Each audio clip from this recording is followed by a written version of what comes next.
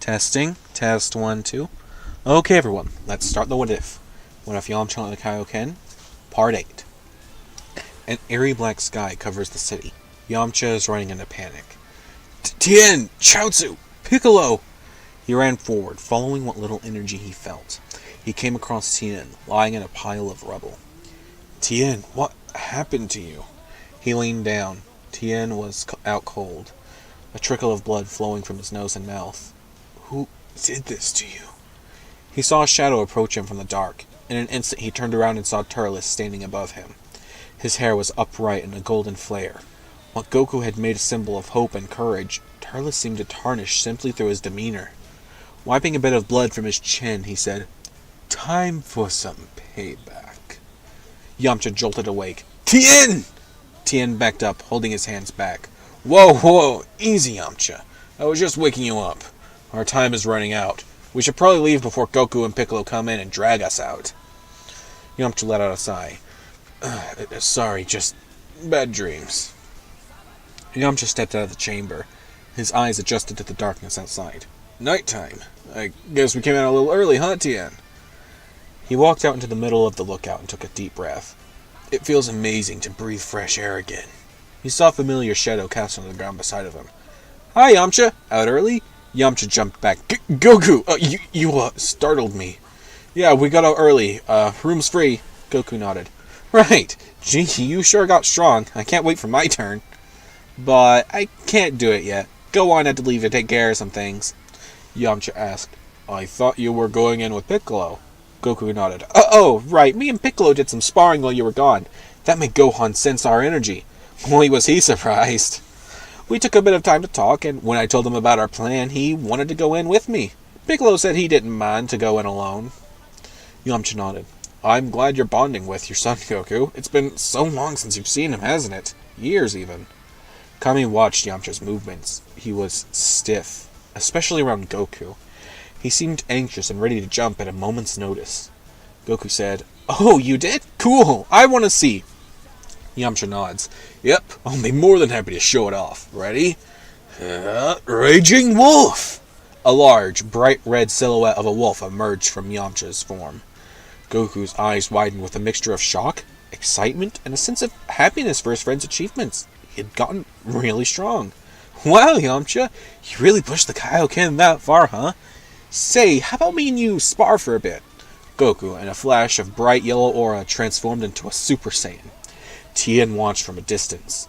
If Yamcha's reaching these kinds of heights, maybe the kaioken isn't as bad as I thought. Goku went on the offensive, clashing and colliding with Yamcha. Goku was clearly on the back foot. Goku said, Wow, you really are strong. Almost as strong as I was in the other world. Yamcha was a little surprised. Wait, really? Man, you must have been really powerful. Their fight continued for some time, until Goku stopped mid-fight and said, All right, Yamcha, I think that's enough. I don't need you hurting yourself. Yamcha was confused. Wait, I've never been this strong before. You couldn't even scratch me. Goku nodded. Yeah, but I figured out this technique's weaknesses. The longer you keep fighting, the higher chance you have to lose concentration. And with your level of power, I don't think it's impossible that losing control could kill you, or at least deal some serious damage.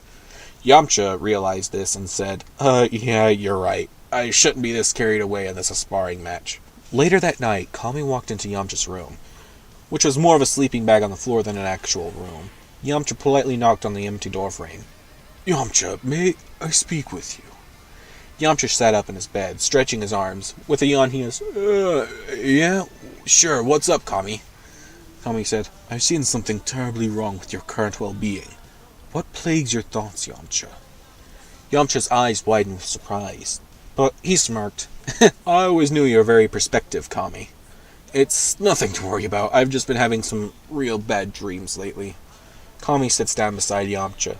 Dreams are often one's vision into the future, Yamcha. Tell me, what did you see? Yamcha said, It was destruction. Even worse than it is now. The air, it felt hot and heavy. Filled with smoke and dust. Worst of all, everyone I knew was dead, or dying at the least. Kami asked, Was it the androids you saw? Yamcha said, No, it was someone else. Someone I'd met on Namek. Turles. Kami asked, "Do you believe he will come here, Yamcha?" Yamcha shook his head. "What? No, I killed him. He isn't coming back." Kami narrowed his eyes. "Yamcha, you can't lie to a god. I can tell even you don't believe your own words." Yamcha shrugged. "I don't know, I just feel so uneasy. But I did kill him." Kami thought for a moment.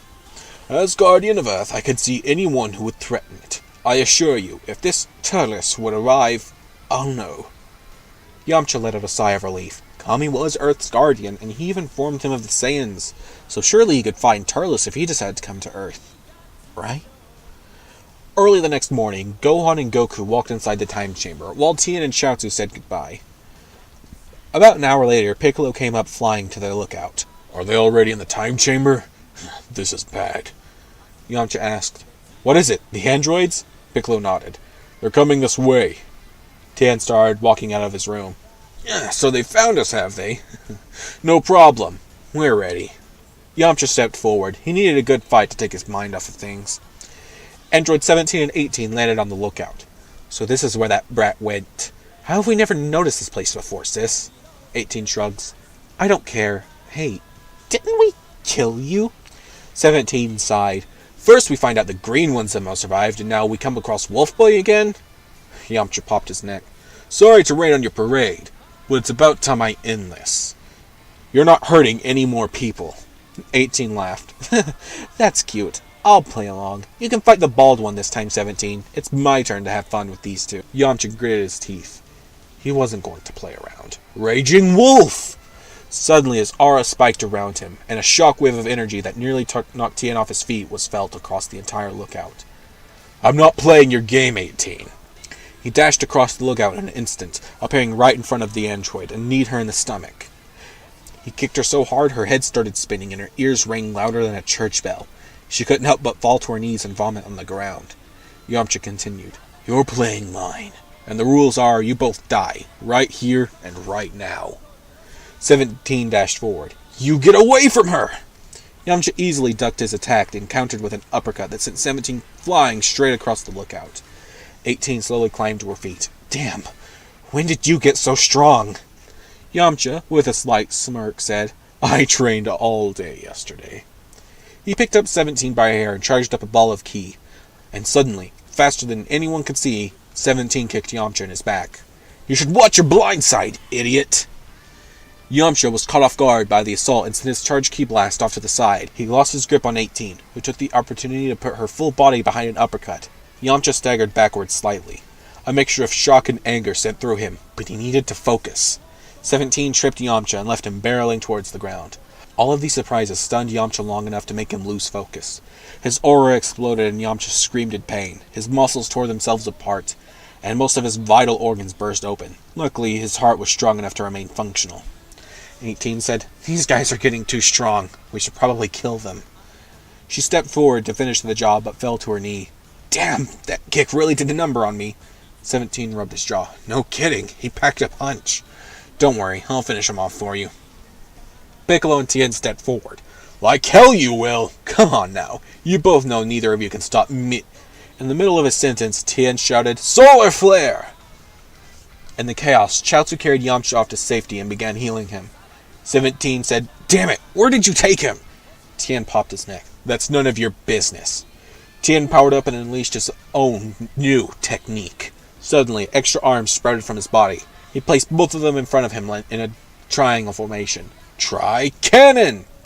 17, while largely undamaged, was sent barreling from sheer force of the Tri-Cannon. 18 said, "Hands off my brother! All 4 of them!" But Piccolo jumped in, grabbing 18 by the leg and throwing her away. Piccolo shouted, "Tien!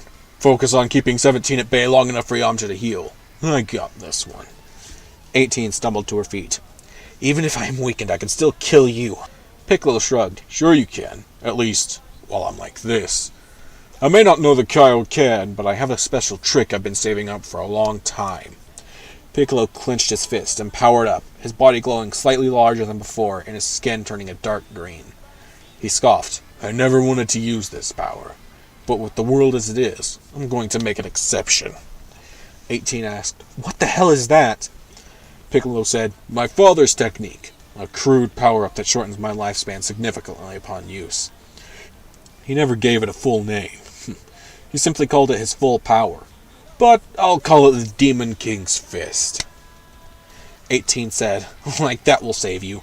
She leaped forward, but with Yamcha's attack still weakening her, and with Piccolo's power boost, they seemed on near equal footing, with 18 holding the slight edge. Back on the inside of the lookout, Chaozu was trying with all his might to heal Yamcha. What a devastating drawback! With the damage, you'd think he was thrown into a blender. Kami knelt down. "Allow me to assist you. My healing abilities are rusty, but I assure you they will be of use." Back outside, Tien was nearing his limit. He'd pushed 17 all the way down from the lookout, and was now pushing him back into the earth with all his might. 17 screamed from the crater, "I'll kill you! I'll make sure you pay for this, Triclops bastard!" Piccolo was actually managing to push back 18 for a while, but her injury was slowly affecting her less and less. She grabbed Piccolo by the shoulder and kicked his gut at full force. This caused Piccolo to fly back. With 18's grip still on his arm, it was ripped clean off his body. A long trail of blood splattered across the ground. 18 was now at full power and charged up a ki blast. "Now, you die. Just like your pathetic father." Just as all seemed lost, Yamcha came back with a vengeance. "Don't worry, Piccolo. I got this." He grabbed 18 by the neck. Learning from his mistake, he wasted no time and blasted her straight through the head, killing her on the spot. Yamcha, sensing Tien's power fading, immediately flew off to help. "Hold on, Tien. I'm coming." Tien was completely spent, but still, he felt he needed to hold on. All of that pain and suffering he had witnessed, all the agony he himself had to endure on this broken world. It pushed him, that final leg. He didn't care if he died here, as long as it ensured this monster would go down with him. With one final push, he put everything he had into his next attack. "Try cannon!" Suddenly, after the beam was fired, he coughed up a bit of blood. His arms were shaking and his body was shutting down. In a few seconds, he was out cold. 17 said, "You know, it is very rude to kill yourself after pissing someone off." Out of spite, he kicked Tien's body to the side. "Now to go help Sis. I hope she's okay." Yamcha slowly floated down, his death glare made all the more menacing by his dark red aura. "Oh, I wouldn't worry about that." He tossed down 18's head, the large hole in it still dripping blood and brain matter. 17 looked up in a fury. "You killed her? You monster!" 17 dashed up, ready to take out this human who dared kill his sister. Yamcha grabbed him by the neck mid-jump. "Calling me the monster? That's rich. You go around killing without remorse, and when people finally start fighting back, suddenly you're the victim?" 17 said, "Damn you." 17 went into a panic, thinking about all of his options. Then he got an idea. "You know what, Wolf Boy? That doctor was good for something." Yamcha raised an eyebrow. "What?" In a flash, 17 placed his hand over his chest and detonated himself. The explosion was as large as a mountain and flattened the entire forest. As it settled, Yamcha stood with blood dripping down his arms. At the last moment, he flew away from 17 to guard Tien's body. He fell to one knee, making sure to power down as he did. He stared at Tien. His body was cold and his skin was as pale as a ghost. He wasn't even breathing, but his energy was still there. Phew, thank God he can't sense energy. Otherwise he might have actually killed you. Yamcha held out a palm and sent a surge of ki throughout Tien's body, jump-starting his heart again. Tien started to cough up more and more blood until eventually he managed to open his eyes. His entire body felt like static. "Yamcha?" Yamcha smiled as he picked up Tien in his arms. "Sorry I couldn't get here sooner." "Hey, at least I'm here now, right?" He flew up and sat Tien at Chaozu's feet. "Heal him, quickly." Kami looked at Tien. With a grim expression, he said, "He's lost too much spirit energy. Energy of the soul itself. This isn't normal ki. Healing his wounds will only delay his inevitable." Yamcha said, "Damn it! Even with all this strength, I still fell short." Tien said, "Yamcha, don't worry. I still haven't been revived by Earth's Dragon Balls yet. I'll be fine." Yamcha nodded. I know. Yamcha gripped Tien's hand and cried as he slipped away. Yamcha said, "I'm sorry, Tien. I'll see you soon." Piccolo said, "Okay, let's get the Dragon Balls. Where are they?" Yamcha said, Bulma should know. I'll go find her. Yamcha flew across the planet. His newfound speed was surprising even to him. His mind was so lost in thought he looped the entire planet twice before finally coming to his senses and landing at the bunker. He walked up and knocked on the door. A thunderous echo sounded behind it. Yo, Bulma, you, got the dragon radar? Trunks opened the door. Mom, it's that weird guy with long hair again. Bulma stepped forward with a modified rifle. I don't know how you found us, but unless you want to get shot, you better... Oh, hi, Yamcha. Sorry, people like to pillage anything they can get their hands on around here. Better to be safe. What do you need? Yamcha said, they're dead. 17 and 18 are dead. Now that they're gone, we wanted to use the Dragon Balls to revive everyone. Bulma's eyes widened with shock, and then water filled her eyes. It's over? This walking nightmare is finally over? Trunks ran over to her. Mom, what's wrong? Please don't cry. Bulma knelt down and drew Trunks into her arms for a hug. I'm not sad, Trunks. Yamcha decided to wait outside for Bulma to finish. After a few minutes, she walked out and handed Yamcha the dragon radar. Here you go. Thanks, Yamcha. Yamcha nodded. No problem. It was a piece of cake. Bulma hugged Yamcha. Thank you so much. She pulled back and wiped her eyes. After you revive everyone, they're going to need someone to actually put the cities back together. I better get ready for a long day's work. Oh, and Yamcha? Bulma started taking off her shirt. Yamcha turned around. Hey, Bulma, it's not necessary. Suddenly, Bulma placed Yamcha's scale shirt over his shoulder. Thanks for this. It really did make me feel a lot safer. Yamcha ran his hand over the scales. I completely forgot about this. Right, the Dragon Balls!